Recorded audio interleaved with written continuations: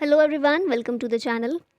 जैसा कि आप सभी इस बात से वाकिफ़ हैं कि रूस और यूक्रेन के बीच जो युद्ध चल रहा है उसकी वजह से नाटो बहुत ज़्यादा न्यूज़ में है। तो नाटो के बारे में कुछ ऐसी चीज़ें हैं इंपॉर्टेंट जो जाननी ज़रूरी हैं, एग्ज़ाम्स की दृष्टि से बहुत ज़्यादा इंपॉर्टेंट हो जाती हैं।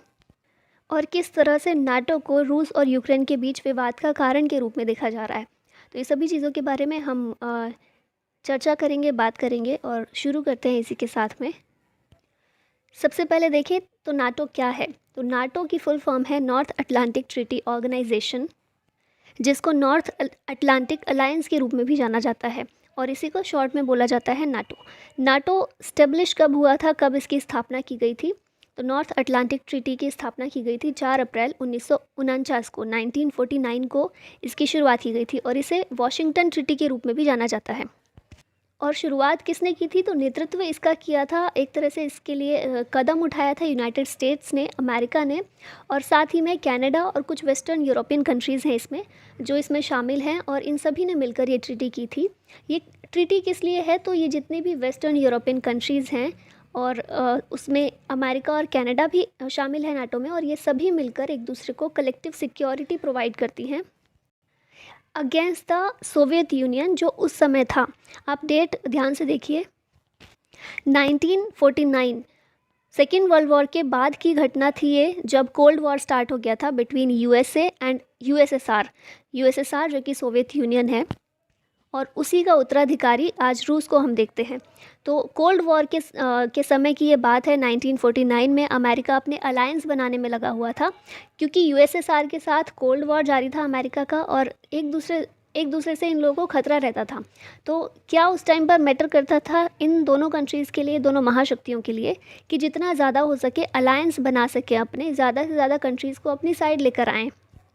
और इसी के लिए 1949 में नाटो की स्थापना की थी अमेरिका ने, और इसी तरह का एक अलायंस हमें यूएसएसआर के तरफ से भी देखने को मिला था, जिसे कहा जाता था वार्सा पैक्ट। लेकिन 1991 में यूएसएसआर का विघटन हो गया, तो वार्सा पैक्ट जो था वो ख़त्म हो गया। विघटन के साथ ही वो जो अलायंस था वो भी ख़त्म हो गया। लेकिन नाटो अभी भी ज़िंदा है। 1949 में स्थापना का उद्देश्य कुछ और था, यूएसएसआर से मुकाबला करना, पर आज भी नाटो का अस्तित्व बना हुआ है। और क्योंकि आज यूएसएसआर की जगह रशिया है, तो अभी जो एजेंडा हो गया है, यूएसएसआर की जगह रशिया के अगेंस्ट कलेक्टिव सिक्योरिटी प्रोवाइड करने का एजेंडा है नाटो का। किस प्रिंसिपल पर बेस्ड है नाटो, किस प्रिंसिपल को आधार बनाकर नाटो की स्थापना की गई थी? तो वो ये प्रिंसिपल था कि अगर किसी भी एक, जो भी नाटो के मेंबर हैं उनमें से किसी भी एक कंट्री पर अगर हमला होता है तो सभी पर हमला माना जाएगा और सभी मिलकर उसका जवाब देंगे। आप यहाँ पर लाइन भी देख सकते हैं, एन अटैक ऑन वन और मोर members is considered an attack on all member states. और ये नाटो का जो आर्टिकल 5 है, जो नाटो का एग्रीमेंट हुआ था, जो अलायंस बनाया गया था, उसका आर्टिकल 5 में ये मेंशन किया गया है। नाटो के हेडक्वार्टर की बात करते हैं तो ये ब्रुसेल्स बेल्जियम में है। आगे चलते हैं, और नाटो फॉर्म क्यों किया गया था, तो इसकी बात तो सारी कर ही ली है हमने। यहाँ पर भी वही चीज़ें लिखी हुई हैं कि जो ये ऑर्गेनाइजेशन है, ये नाटो है, ये फॉर्म किया गया था for the collective, to ensure the collective security in western Europe. और किससे कलेक्टिव सिक्योरिटी चाहिए थी? यूएसएसआर से। और अभी भी इसका अस्तित्व बना हुआ है, तो अभी यूएसएसआर की जगह रशिया है। ठीक है। वर्ल्ड वॉर सेकेंड जब ख़त्म हुआ तो दो महाशक्तियाँ उभर कर आई थी हमारे सामने, जो कि थी यूएसएसआर और यूनाइटेड स्टेट्स ऑफ अमेरिका। और इन दोनों के बीच में कोल्ड वॉर स्टार्ट हो गया था just after the second world war. और मेनली ये जो स्टार्ट हुआ था ना, ये आइडियोलॉजीज़ का एक वॉर स्टार्ट हुआ था, क्योंकि कम्युनिज़्म यूएसएसआर का एक आइडियोलॉजी है जो यूएसएसआर फॉलो करता था, और वहीं यूएसए हमेशा से कैपिटलिज्म को फॉलो करता है। तो इन आइडियोलॉजीज़ पर बेस्ड ही ये शुरू हुआ था ये कोल्ड वॉर। और ये दोनों कंट्रीज़ ये कोशिश कर रही थी कि ज़्यादा से ज़्यादा कंट्रीज़ को अपनी आइडियोलॉजी में ढाल सकें, अपना इन्फ्लुएंस एक्सपैंड कर सके कंट्रीज़ पर।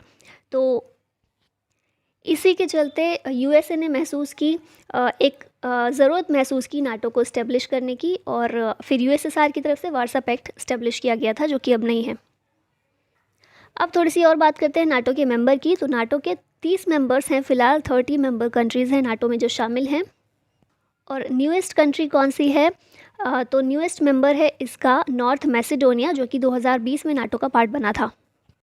और ये सभी मेंबर्स की लिस्ट है, आप यहाँ देख सकते हैं। Hungary, Italy, Latvia, Croatia, Canada, ये सभी मोस्टली सभी वेस्टर्न यूरोपियन कंट्रीज़ नाटो की मेंबर्स हैं। चलिए अब आगे चलते हैं और आप यहाँ मैप में एक बार देख सकते हैं NATO member countries in world map. तो नॉर्थ अमेरिका में हमने बात की कनाडा और यूएसए हैं। उसके बाद इटली के मोस्टली सभी मेंबर्स, बेसिकली वेस्टर्न यूरोप के सभी मेंबर्स इसका पार्ट हैं, जिसमें आप देख सकते हैं ब्रिटेन भी इसका पार्ट है, स्पेन, पोर्तुगल, फ्रांस, इटली। आप एक चीज़ यहाँ देखिएगा, कुछ कंट्रीज़ हैं और जो कि काफ़ी इंपॉर्टेंट भी हैं, जैसे कि आप यहाँ देख सकते हैं आयरलैंड है, यहाँ पर स्विट्ज़रलैंड है, ऑस्ट्रिया है। ये कुछ कंट्रीज़ हैं जो नाटो का पार्ट नहीं है, तो आप इन पर भी थोड़ा ध्यान दे सकते। एक और चीज़ जो यहाँ पर ध्यान देने वाली है, यहाँ पर आप देखिए जो ये रूस से लगी हुई कंट्रीज़ है कुछ, ये कौन सी हैं? एस्टोनिया और लातविया, ये भी नाटो का पार्ट हैं। और साथ में यहाँ पर ये जो नॉर्वे है, ये भी नाटो का पार्ट है। इसके बराबर में 2 कंट्रीज़ जो हैं, स्वीडन और फिनलैंड, ये नाटो का पार्ट नहीं है, क्योंकि ये काइंड ऑफ न्यूट्रल कंट्रीज़ के रूप में इनको देखा जाता है। और ये है यूक्रेन, और ये पूरा रशिया है ही, आप जानते हैं। तो यूक्रेन बात कर रहा है काफ़ी टाइम से और सोच रहा है नाटो में शामिल होने के लिए, और यही एक वजह रही है कि रशिया और यूक्रेन के बीच क्यों विवाद शुरू हुआ है। तो डिटेल में इस बारे में बात करेंगे हम। चलिए देखते हैं। अब देखिए, थोड़ा सा शॉर्ट में देख लीजिए नाटो के लिए कुछ इंपॉर्टेंट चीज़ें जो एग्ज़ाम्स के लिए इंपॉर्टेंट हैं। तो फॉर्मेशन कब हुआ था? 4 अप्रैल 1949 को। किस टाइप का एक अलायंस है? तो एक मिलिट्री अलायंस है। टाइप किस तरह से, जैसे कि कुछ होते हैं डेवलपमेंटल अलायंस होते हैं, या फिर कुछ होते हैं जो कल्चरल अलायंस होते हैं, उसी तरह से ये जो अलायंस है देशों का, ये एक मिलिट्री अलायंस है। ठीक है। हेड क्वार्टर कहाँ पर है? ब्रसेल्स, बेल्जियम में। मेंबरशिप है 30 स्टेट्स, यानी कि 30 जो देश हैं वो इसके पार्ट हैं। ऑफिशियल लैंग्वेज कौन सी है? तो इंग्लिश और फ्रेंच है। सेक्रेटरी जनरल है फिलहाल जेंस स्टोलनबर्ग, और नाटो मिलिट्री कमेटी जो है उसके चेयरमैन है एडमिरल रॉब बेयर। चलिए अब आगे देखें। तो अभी थोड़ा सा समझते हैं कि रशिया यूक्रेन जो डिस्प्यूट है उसका कारण नाटो कैसे बना है। अब देखिए, मैंने आपको बताया था यूएसएसआर और यूएसए थे जिनके बीच में कोल्ड वॉर चल रहा था, और 1991 में यूएसएसआर कोलैप्स हो जाता है, उसका विघटन हो जाता है। और यूएसएसआर जो था ना, वो कुल 15 गणराज्यों से मिला हुआ एक संघ था। तो उसके विघटन के बाद क्या होता है ना, वो जितने भी 15 गणराज्य हैं वो सभी अलग अलग हो जाते हैं, स्वतंत्र अस्तित्व उनका स्थापित हो जाता है। और जैसे ही डिसोल्यूशन हुआ सोवियत यूनियन का, उसके बाद नाटो ने एक्सपैंड करना शुरू कर दिया, और नाटो में वो कंट्रीज़ भी शामिल होने लगी जो एक समय पर यूएसएसआर का पार्ट थी। तो आइडियोलॉजी के स्तर पर देखें तो अमेरिका जीत रहा है, ठीक है, और जीत गया था और अभी भी जीत रहा है। हम देखते हैं नाटो ने एक्सपेंड करना शुरू कर दिया यूएसएसआर के एरियाज़ पर भी। अभी 2004 में क्या हुआ, नाटो में 3 कंट्रीज़ ऐसी शामिल हुई जो कि सोवियत संघ का पार्ट थी। कौन सी हैं? लातविया, एस्टोनिया और लिथुआनिया। और ये तीनों कंट्रीज़ रशिया को बॉर्डर कर रही हैं। हमने मैप में भी देखा था, मैंने आपको मेंशन भी किया था, वो चीज़ें मैंने मेंशन की थी। ये तीनों कंट्रीज़ रशिया को बॉर्डर कर रही हैं और ये तीनों नाटो में शामिल हुई हैं। एज़ यूएसएसआर अभी नहीं रहा, लेकिन उसका उत्तराधिकारी के रूप में रशिया को हम देखते हैं। रशिया अभी भी वही आइडियोलॉजी फॉलो करता है, और यूएसए और रशिया अभी भी एक दूसरे के राइवलरी हैं। तो अगर नेशनल इंटरेस्ट की नज़रिए से देखा जाए, रशिया के नज़रिए से एज ए नेशनल इंटरेस्ट देखा जाए, तो ये चीज़ खतरा साबित हो सकती है फ्यूचर में रशिया के लिए, क्योंकि ऐसी कंट्रीज़ जो बॉर्डर कर रही हैं, रशिया के साथ बॉर्डर शेयर कर रही हैं, वो कंट्रीज़ नाटो की मेंबर बन गई हैं। और इससे पहले भी ऐसे बहुत सी कंट्रीज़ हैं जो कि पहले यूएसएसआर का पार्ट थी लेकिन नाटो की मेंबर बन गई हैं, जैसे कि पोलैंड 1999 में, रोमानिया 2004 में, और बुल्गारिया भी 2004 में नाटो के मेंबर बन गए थे।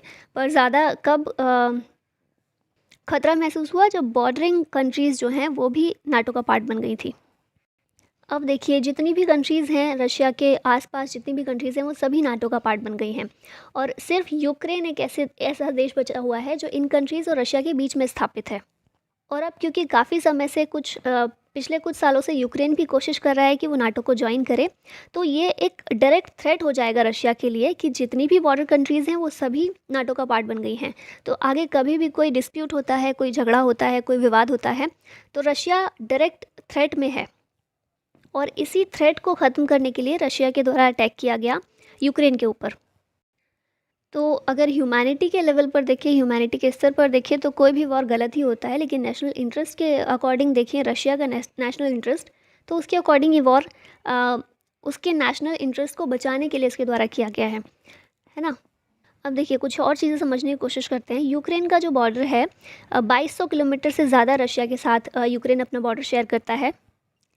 रशिया बिलीव्स कि अगर यूक्रेन नाटो ज्वाइन कर लेता है तो नाटो की फोर्सेस डायरेक्ट एक्सेस कर पाएंगी रशिया के बॉर्डर पर, और अगर ऐसा हो जाता है, नाटो अगर यूक्रेन ज्वाइन कर लेता है, तो जो रशिया की कैपिटल है मॉस्को, उसकी वेस्टर्न कंट्रीज़ के साथ बाउंड्री सिर्फ 640 किलोमीटर की रह जाती है, दूरी सिर्फ 640 किलोमीटर की रह जाती है।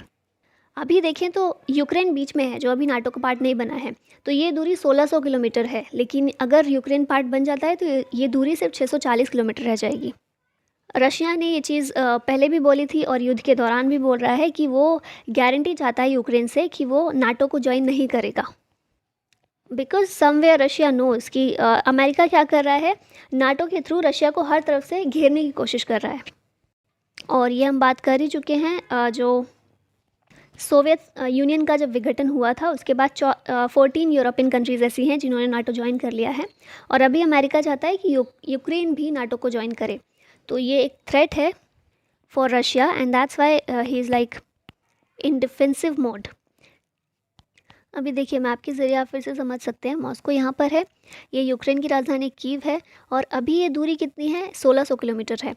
लेकिन अगर ये कब्ज़ा हो गया, नाटो में शामिल हो गया यूक्रेन, तो उसके बाद ये दूरी सिर्फ 640 किलोमीटर रह जाएगी, और जो रशिया है वो डायरेक्ट बॉर्डर शेयर करेगा with NATO countries, with western European countries. तो इसीलिए रशिया अपने नेशनल इंटरेस्ट को बचाने की कोशिश में लगा हुआ है, और कोशिश कर रहा है कि यूक्रेन नाटो का पार्ट ना बने, और इसीलिए चल रहा है विवाद तो नहीं, उससे ज़्यादा बढ़ गई है बात, युद्ध चल रहा है। और अब लास्ट में आप लोग के लिए क्वेश्चन है, which of the following is not a member country of NATO? Poland, Ukraine, France या फिर यूएसए? इसका आंसर ज़रूर कीजिएगा कमेंट बॉक्स में। और ये थी नाटो के बारे में कंप्लीट डिस्कशन, क्योंकि ये बहुत ज़्यादा न्यूज़ में है, और ये जो पूरा युद्ध चल रहा है यही एक बहुत बड़ा रीज़न है उसका, तो इम्पॉर्टेंट हो जाता है हमारे लिए जानना। और इस तरह से आज के इस वीडियो में इतना ही। आई होप आपको चीज़ें क्लियर हुई होंगी। Thank you so much for watching it. जय हिंद।